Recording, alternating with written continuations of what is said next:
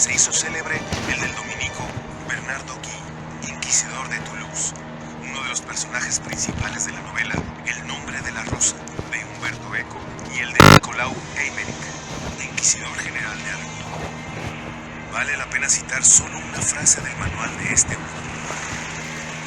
Es necesario recordar que la finalidad principal del proceso y de la condena a muerte no es salvar el alma del rey, sino aterrorizar al pueblo. Avance al punto 4. Pero, ¿cómo se difundía en el pueblo el terror hacia la Inquisición? El procedimiento inquisitorio iniciaba con la investigación. El inquisidor se dirigía al sitio donde se sospechaba que había un foco de herejía. Su sola presencia provocaba escalofríos. Con sus obsesivas homilías y sus slogans funestos infundía el terror entre los fieles. La sombra de la Inquisición se extendía sobre todos los ciudadanos que eran exhortados a denunciarse espontáneamente y a señalar a cualquiera que diera pie a una mínima sospecha. Para alentar la delación se instalaron apropiadas casetas para las denuncias. Se invitaba a acusar incluso al cónyuge y a sus propios padres. Ya que la Inquisición castigaba no solo a los herejes, sino también a quien los ayudara y los protegiera, no es difícil imaginar el clima de desconfianza y miedo que se creaba entre la población a su llegada. La Inquisición alentaba sistemáticamente a espiar, a seguir, a denunciar. Minaba toda confianza entre los hombres y con frecuencia sucedía que alguien denunciaba a otros para no ser denunciado él mismo. Un terror que engendraba terror. Cada persona que se sentía amenazada se convertía en un colaborador del Santo Oficio. Sus esbirros, los llamados familiares, una especie de aparato de policía secreta y espionaje de la Santa Inquisición, pasaba al tamiz todas las ciudades en busca de herejes. Una vez colectadas las pruebas y las denuncias, arrestaban a los sospechosos para obligarlos a comparecer frente al tribunal de la Inquisición. El verdadero proceso comenzaba ahora. Avance al punto 5.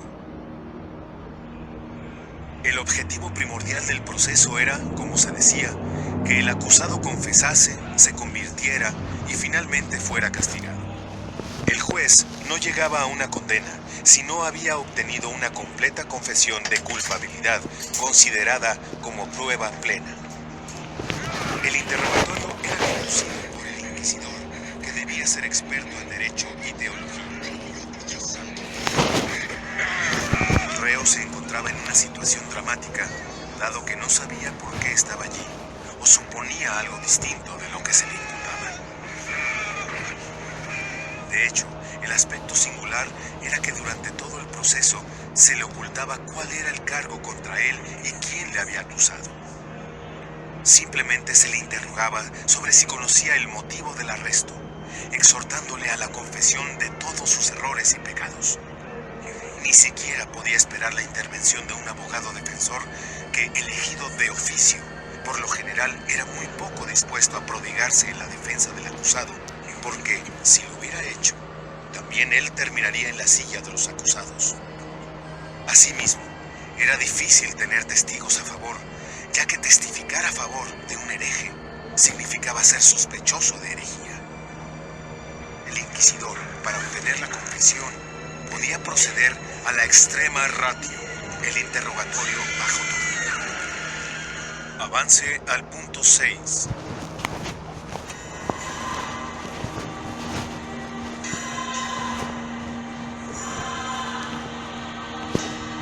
El tormento ha sido erróneamente considerado como lo propio y característico de los tribunales del Santo Oficio, pero, en realidad, este inhumano procedimiento era de uso común en todos los tribunales civiles de la época. Según el reglamento, la tortura no podía exceder de 1 hora y cuarto de duración.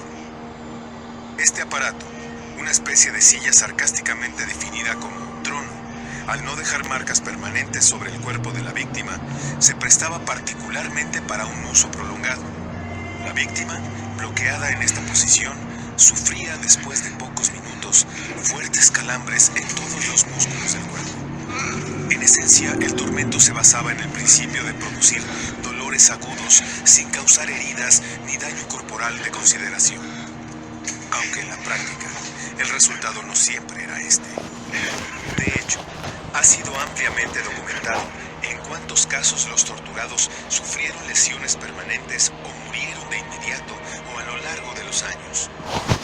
Por ello, cuando el tribunal mandaba que el reo fuera puesto a cuestión de tormento, lo hacía con protestación. De que si en el dicho tormento muriere, fuera lisiado o se siguiere efusión de sangre o mutilación de miembros, sea su culpa y cargo, y no la nuestra, por no haber querido decir la verdad. Tan se convirtió en práctica oficiosa la tortura, que en 1557, Paolo IV en la Pro Votantibus, autorizó el esparcimiento de sangre hasta las consecuencias más extremas, como describe Bernardo Guy en su manual. Margherita fue cortada a trozos ante los ojos de Dolcino, y luego este fue igualmente hecho pedazos. Los huesos y los miembros de los dos ajusticiados fueron arrojados entre las llamas junto con algunos de sus cómplices. Era el merecido castigo por sus crímenes. Avance ahora al punto 7.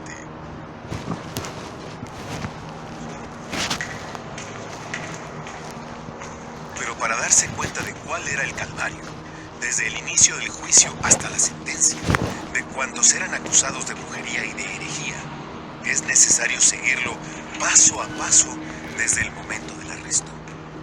El acusado era segregado mediante la institución denominada prisión preventiva en cárceles secretas. La propia mención de la cárcel nos sitúa ante lo que fue la esencia del proceso inquisitorial, el secreto. El arresto generalmente avenía de noche, conduciendo al acusado a la prisión en un estado de confusión y aturdimiento. De repente desaparecía de la sociedad y de sus familiares, quedando completamente incomunicado con el mundo exterior. La condena ocurría en meses o años si es que ocurría. Mientras tanto, el acusado seguía esperando detenido en las cárceles de la Inquisición. Ya esta no era una prueba fácil de afrontar. Se leen hechos espeluznantes sobre los calabozos de la Inquisición. Con frecuencia se trataba de subterráneos fríos y húmedos, infestados de ratas y parásitos, privados de cualquier tipo de iluminación y ventilación, pero llenos de inmundicia y hedor. Avance al punto 8. Los interrogatorios siempre se realizaban en salas subterráneas para que no se escucharan en el exterior del tribunal los gritos y los lamentos de las personas torturadas. El interrogatorio, dirigido a asustar y a provocar un estado de sumisión psicológica al acusado, seguía un ritual preciso. Se iniciaba desnudando al condenado con la finalidad de provocarle un sentimiento de humillación y de completa impotencia. Sucesivamente se le colocaba en conspectu tormentorum, es decir, a la vista de los instrumentos de tortura. Las salas estaban decoradas con estos instrumentos cuya función y el daño que les iban a ocasionar debía ser explicada al detenido antes de que el interrogatorio iniciara. Atados ante los implacables verdugos, con frecuencia con el rostro enmascarado o cubierto por una capa, los acusados se quedaban esperando mientras veían cómo calentaban los hierros al rojo vivo, probaban las ruedas de tortura y engrasaban los mecanismos en preparación para ser usados en sus propios cuerpos. Solo observar semejante despliegue de aparatos y preparación de la sala, en ocasiones, era suficiente para inducir al atemorizado reo a confesar todo lo que se le pidiese. Antes de comenzar la sesión, se amonestaba al acusado para que confesase su culpabilidad. ¡Por amor de Dios! ¡Diga la verdad! Si persistía en negar después de tan piadosas advertencias, se aplicaban las torturas paulatinamente. Primero las más débiles, luego las más fuertes. Clavar algunas agujas bajo las uñas o bien apretar los dedos de las manos en prensas de madera o de hierro. Era considerado un suplicio leve. Avance al punto 9.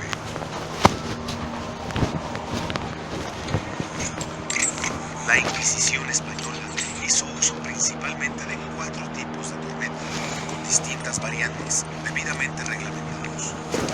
El poto, la tortura del fuego y del agua, y la garrocha. Se iniciaba por lo general con el empleo del poto. Este aparato no fue utilizado por la Inquisición como se empleaba habitualmente por las autoridades civiles, es decir, para el tradicional estiramiento longitudinal del reo desde sus extremos, sino que se ataba al reo en una plataforma de fijación y a partir de ahí se le enrollaba una larga cuerda alrededor del cuello. Los dos extremos de la cuerda se fijaban a un sistema de ruedas que al girar ceñían la cuerda hasta incrustarla en la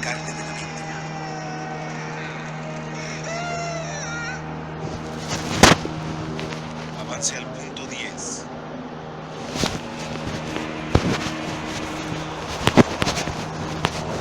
Durante el interrogatorio, el inquisidor intentaba, con todos los medios, de obtener la fatídica confesión.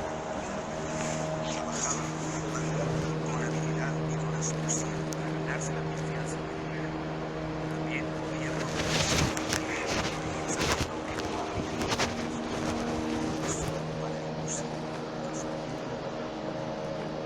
los oficios incluidos de los manuales que describen las primeras torturas a las que las víctimas eran sometidas son tan descritas detalladamente los documentos que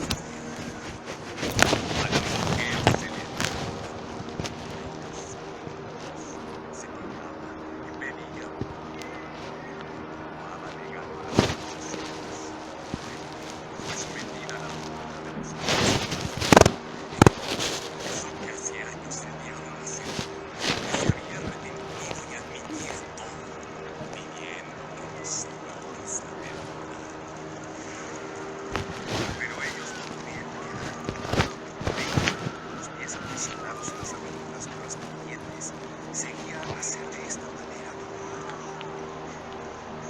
No somos injustamente crueles, solo queremos salvaguardarla.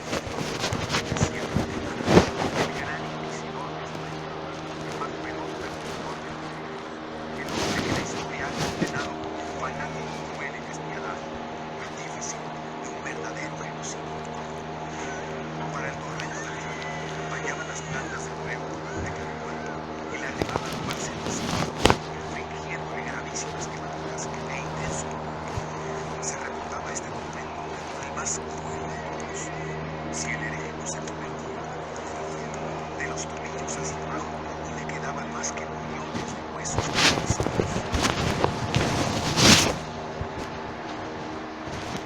Avance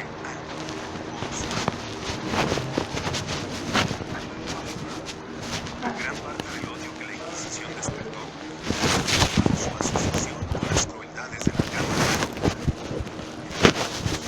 Llantos, lamentaciones entrecortadas, voces pidiendo misericordia, crujiendo de huesos. El desarrollo de la tortura era registrado escrupulosamente por los secretarios, incluyendo los quejidos y exclamaciones proferidas por las víctimas.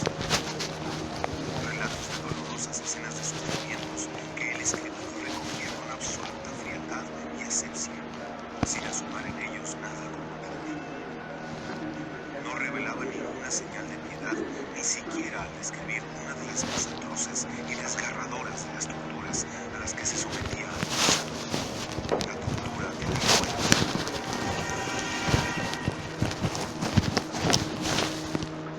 Avance al punto 12.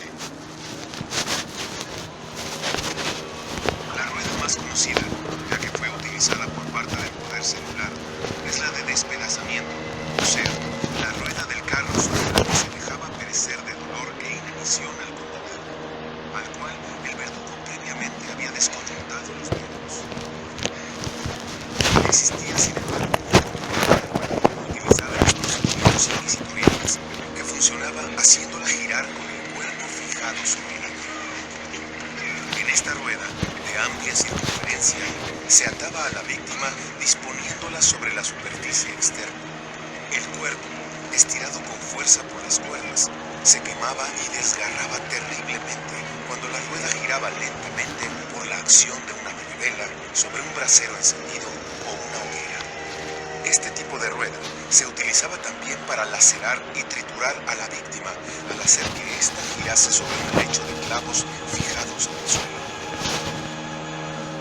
Avance al punto 13.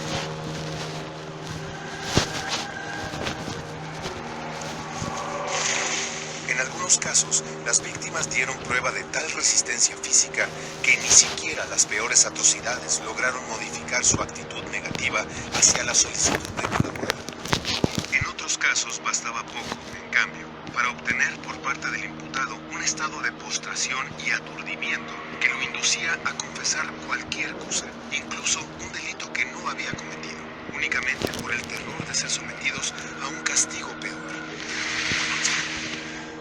Y uno de los peores castigos ser sometido a la tortura del agua. Para este tormento, también conocido como la toca, se inmovilizaba al procesado de espaldas sobre una mesa o sobre un bloque de madera, rematado este último por una arista cortante, y le colocaban una toca o un trapo de lino en la boca, deslizándolo hasta la garganta. La víctima, con la nariz tapada por el verdugo, era obligada a tragar inmensas cantidades de agua por medio de un embudo metido en la boca, produciéndole al preso la sensación de ahogamiento. A continuación, cuando el estómago se distendía e hinchaba de manera grotesca, el verdugo le golpeaba repetidamente sobre el vientre. La presión contra el diafragma y el corazón ocasionaba estados de sufrimientos inimaginables. Avance al punto 14. Otra tortura fundamental era la dislocación de los hombros de la víctima mediante la rotación violenta de los brazos hacia atrás y hacia arriba. La variedad más corriente es la garrocha. No se necesitan equipos complicados. Las muñecas de la víctima se atan por detrás de la espalda. Se añade una cuerda a esta ligadura, procediéndose a izar al acusado en el aire. Inmediatamente, los húmeros se desarticulan junto con la escápula y la clavícula. Tal dislocación produce horribles deformaciones, a menudo causantes. La agonía se puede estimular mediante 100 libras de hierro agregadas progresivamente a los pies, hasta que al final el esqueleto se desmembra. En tal posición, el condenado era mantenido durante un tiempo. Se le daban además, para agravar el tormento, hasta 12 estrepadas, soltando la soga y dejándolo caer de golpe, de modo que ni los pies ni las pesas tocasen el suelo, a fin de que el cuerpo recibiese mayor sacudimiento. Avance al punto 15.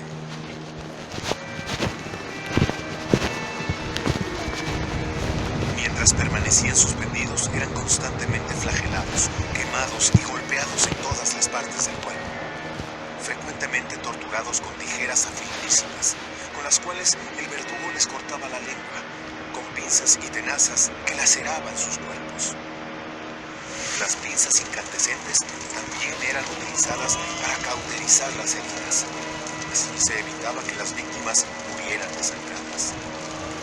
Después de torturarlos de las maneras más horribles, los acusados confesaban todo lo que los inquisidores querían oír. Confesaban cosas tan alucinantes que ninguno que tenía un poco de sentido podía ni debía creer. Una vez confesado un pecado, confesaban otros más, porque incluso las mentiras más increíbles e infamantes valían una tregua a los sufrimientos. Así se proferían acusaciones contra cualquiera, en una multiplicación sin fin, ya que los inquisidores eran conscientes de la fragilidad de las afirmaciones proporcionadas en semejante forma. La confesión arrancada durante la tortura, para ser válida, debía ser ratificada por el prisionero antes de las 24 horas sucesivas. Si éste se retrataba, debía ser sometido a la tortura nuevamente. Pase al fondo de la sala.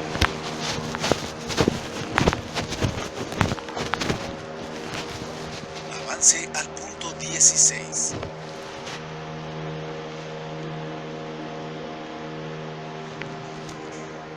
Una vez erradicada la herejía a finales del siglo XIV, la Inquisición la hacía nacer donde no existía.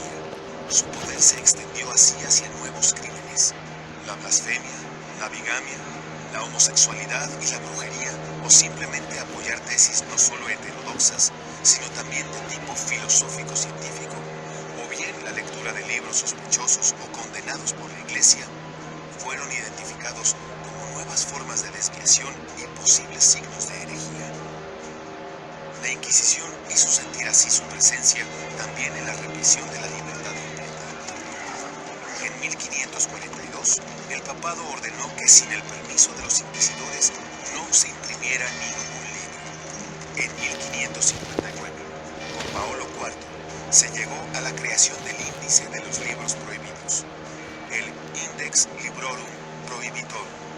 La lista comprendía, entre otros, nombres de la literatura, de la ciencia y de la filosofía como Copérnico, Cartesio, Víctor Hugo, Pascal, Spinoza, Stendhal, Voltaire, Giordano Bruno y Galileo Galilei.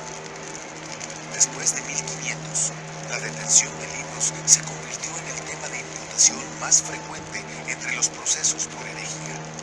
Fue así que las hogueras de libros abrieron la puerta a las hogueras de hombres. Avance al punto 17. Entre los siglos XV y XVII, tomó especial fuerza en Europa la denominada caza.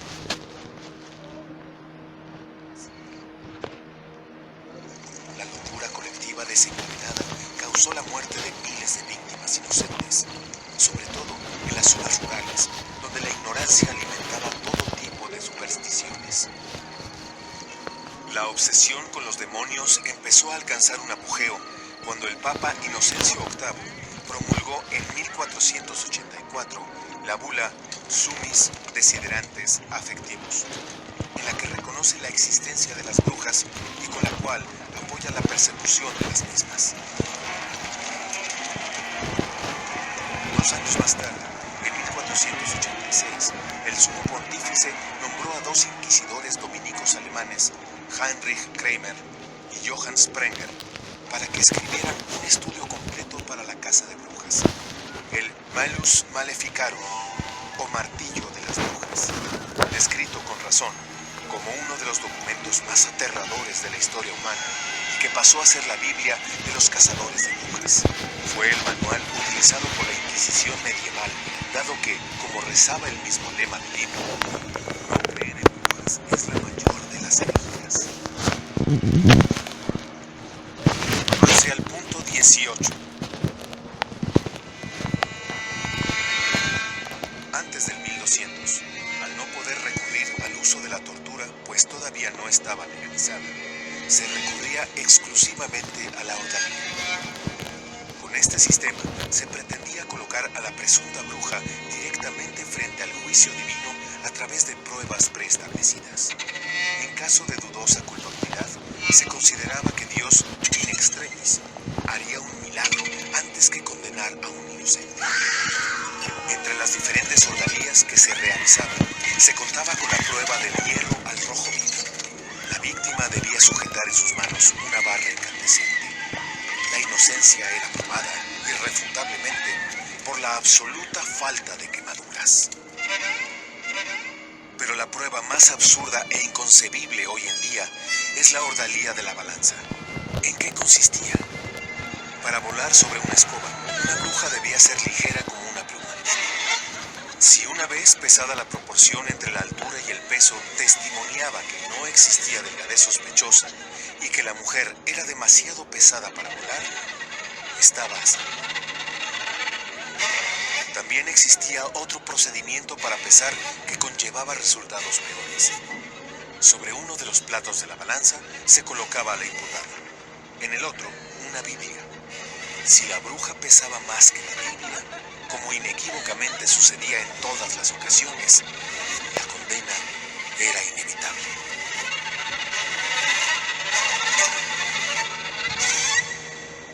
Avance al punto 19. En la Europa occidental se contrató a buscadores de brujas, también llamados punzadores, que recibían una buena gratificación por cada mujer que entregaban para su ejecución. No tenían ningún aliciente para ser cautos en sus acusaciones. Solían buscar marcas del diablo, cicatrices, manchas de nacimiento o nevi, que al pincharlas con una aguja no producían dolor ni sangraban. Cicatrices y cualquier imperfección de la piel podían ser factores de incriminación y puerta de entrada hacia la hoguera. Cuando no había marcas visibles, bastaba con las marcas invisibles. Las marcas del diablo se encontraban generalmente en los pechos o partes íntimas.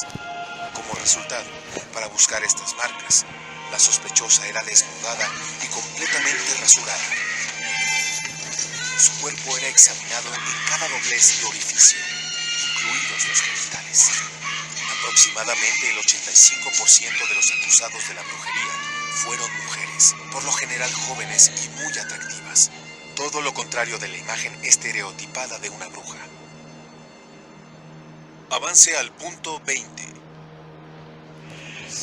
Una vez acusada, a la bruja no le quedaban posibilidades de sobrevivir. Los jueces la sometían a tormento e interrogatorios hasta que no confesaba que había hecho pacto con el diablo, que había tenido relaciones sexuales con él, que había provocado tempestades, sequías, enfermedades y muertes. La vela de la bruja era una tortura sistemáticamente aplicada a una acusada de brujería.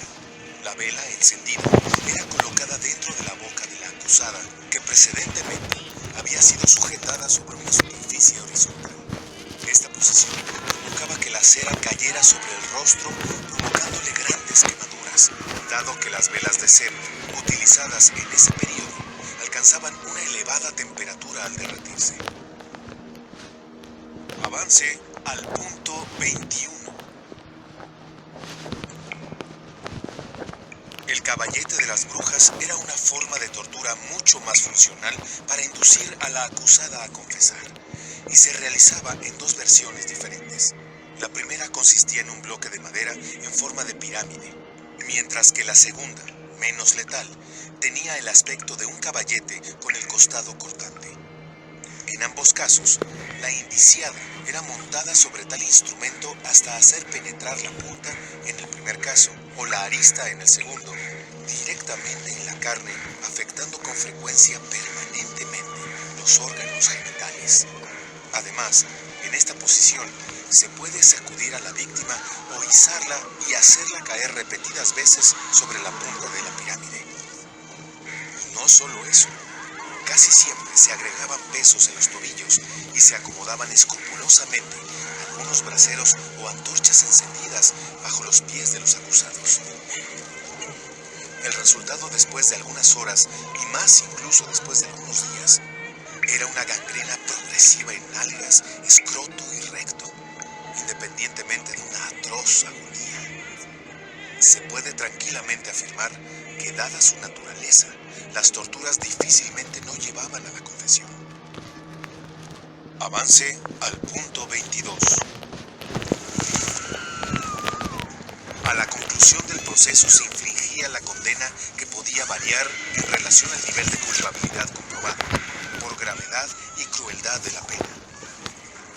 Toda acusación que daba inicio a un proceso inquisitorial tenía como objetivo el castigo del hereje mediante la imposición de una pena. Con la ejecución de la pena se producía una publicidad que servía como ejemplo y escarmiento, consiguiéndose así un efecto intimidatorio, cuya consecuencia era la prevención de futuros delitos heréticos. Si existía arrepentimiento, al reo se le admitía la reconciliación, y en estos casos, las penas impuestas podían recorrer toda la escala desde las más severas, como eran la prisión perpetua o el servicio en galeras, hasta simples actos de humillación pública. Cuando el acusado resultaba condenado como hereje relapso, es decir, reincidente en materia grave, o impenitente y convicto, el castigo era la pena de muerte, castigo enmascarado tras el eufemismo relajación al brazo secular. La palabra relajar significaba entregar al condenado a la justicia seglar, para que la autoridad civil lo ajusticiara a través de un acto público ejemplificante, quemándolo vivo en la hoguera. Avance al punto 23. La proclamación de la sentencia, que podía ser absolutoria o condenatoria, sucedía públicamente en el curso de una asamblea llamada Sermo Generalis, y posteriormente rebautizada Auto de Fe, Acto de Fe, en los tiempos de la Inquisición española, que elaboró su complejo ceremonial y la convirtió en un verdadero espectáculo colectivo, celebrado con gran pompa y solemnidad. Comenzaba la ceremonia con la procesión de los reos desde el local de la Inquisición hasta la tribuna preparada para ellos. Delante iba la cruz del Tribunal de Distrito, acompañada del clero y cubierta, en señal de luto, de un velo negro. Al final, el estandarte del Santo Oficio con los inquisidores. En la Plaza Mayor se habían levantado 2 tribunas. En una de ellas se colocaba a los reos disponiéndolos según la gravedad de sus delitos. En la otra habían asientos para las principales autoridades, la familia real, incluido el rey, los inquisidores, miembros del ayuntamiento, así como otros personajes importantes del reino. El condenado debía asistir a la misa de su muerte y pronunciar el acto de fe, ya que se quemaba su cuerpo pecaminoso, pero su alma debía ser salvada.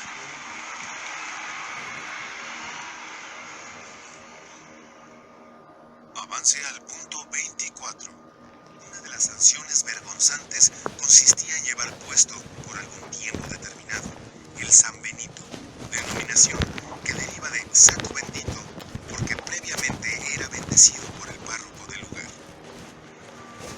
Era una túnica de color amarillo, con una cruz de San Andrés de color rojo, negro o verde, la cual iba sobre el pecho y la espalda. Se empleó la cruz en aspa, cruz de San Andrés, porque a los enemigos de la fe católica no se les debía permitir llevar la cruz tradicional. Los condenados a muerte, incluso los difuntos, llevaban un San Benito con adornos de llamas vivas hacia arriba, dragones y diablos, sobre fondo amarillo o negro, alusivos a la suerte que los amenazaba. En la Inquisición española estaban reglamentadas 6 variantes de San Benito. El San Benito se llevaba por periodos de un año y durante toda la vida. Quitárselo constituía una falta grave. Una vez se había cumplido el plazo estipulado para llevarlo, este era colgado en las paredes de la iglesia parroquial donde el hereje vive o vivía, para escarnio y recuerdo perpetuo ante los parroquianos. Junto al San Benito se indicaba el nombre de la familia, el crimen contra la iglesia católica y el castigo por esto. Avance al punto 25.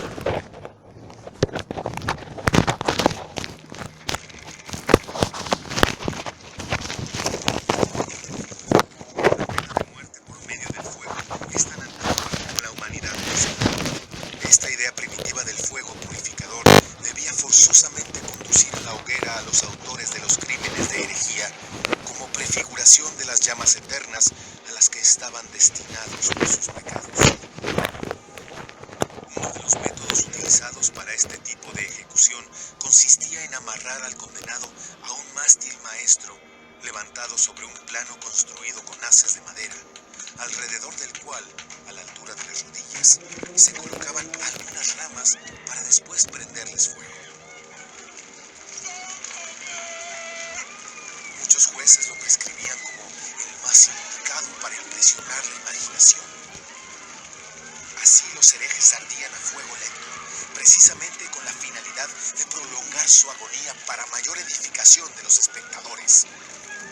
La muerte se alcanzaba a causa de las gravísimas quemaduras producidas en sus cuerpos. Otro método, mucho más utilizado, preveía que la madera envolvía completamente al condenado. De esta manera, la muerte era más rápida, y no a causa de una acción más eficaz del fuego, sino porque el condenado moría asfixiado, sofocado por el humo, todavía antes de que el fuego Me prendió la pantalla. alcanzara a destrozar.